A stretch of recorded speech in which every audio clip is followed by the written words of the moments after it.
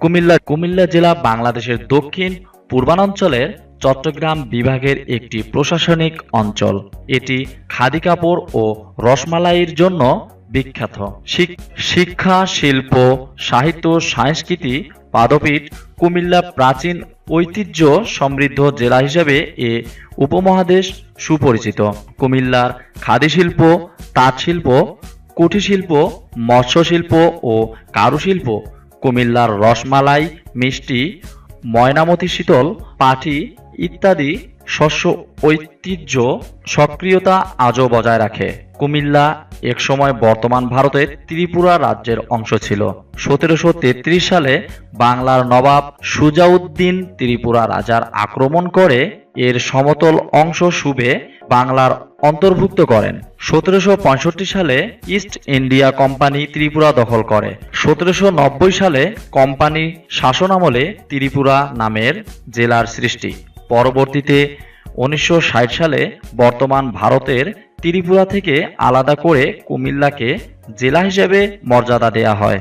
এই জেলার কিছু অংশ গঠিত হয়েছে প্লাবন ভূমি দ্বারা এবং কিছু অংশ পাহাড়ি বৈশিষ্ট্য সম্পন্ন, বাকিটা মূলত সমতল ভূমি। কুমিল্লা জেলায় একটি সিটি কর্পোরেশন ও 17টি উপজেলা রয়েছে।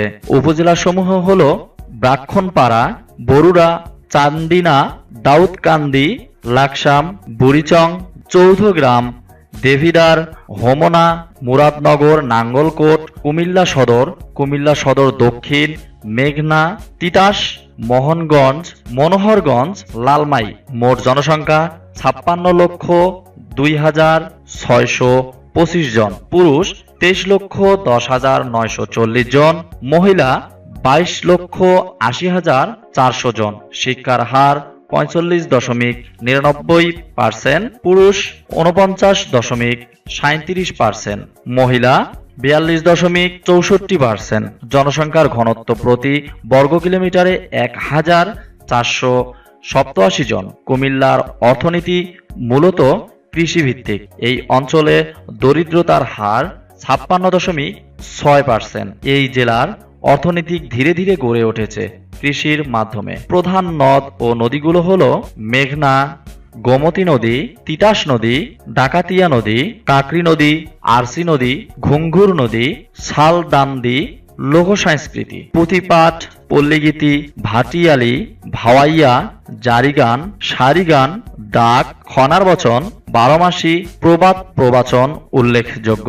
বিশেষ আকর্ষণ: শালবন বিহার, ময়নামতি জাদুঘর, লালমাই পাহাড়, বার্ড, শচীন দেব বর্তমানের বসতবাড়ি, শহীদ ধীরেন্দ্রনাথ দত্তের বাড়ি, আদর্শ সদর, কেন্টিসিসি এ পার্ক, দেবিদ্বার পৌর পার্ক ও দেবিদ্বার পৌর শিশু পার্ক।